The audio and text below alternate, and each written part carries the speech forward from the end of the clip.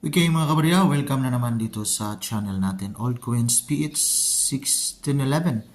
Now, dito pa rin tayo sa mga barya na hawak natin. Foreign na barya sa bansang Jordan. Ito yung King Abdullah II bin Al-Hussein mga kabarya. Standard circulation ng baryang ito. So, ito yung tinatawag na 10 piastres. Yung currency kasi nila is dinar. So, ito yung 10. Tinatawag niya 0.10 Jordanian dinar. May equivalent value dito sa atin is 8 pesos. Composition nito is nickel-clad steel. So, ito yung kanyang composition. May bigat na 8 grams with the diameter naman niya is 28 mm. Round yung baryang ito.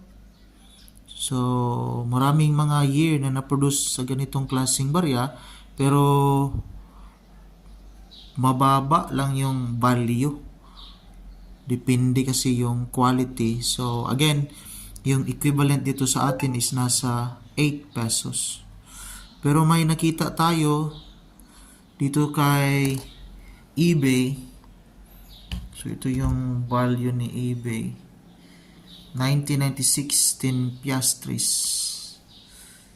So 1.25 US dollar. So nasa 75 o 80 mga kabarya.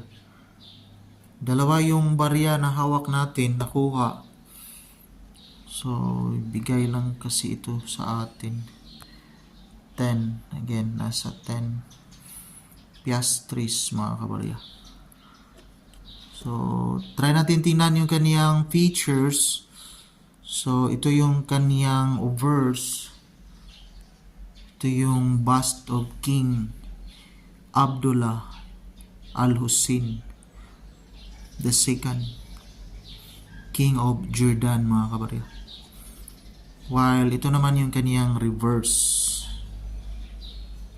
May value sa dito, 10 piastres. So, the Hashemite Kingdom of Jordan. So, yan po. Sa eBay, may seller na nakita tayo. $1.25. So, ito yung mga iba't ibang klaseng barya na nakuha natin. Yan lang po. Maraming salamat and enjoy watching sa other natin ng mga videos. Maraming salamat.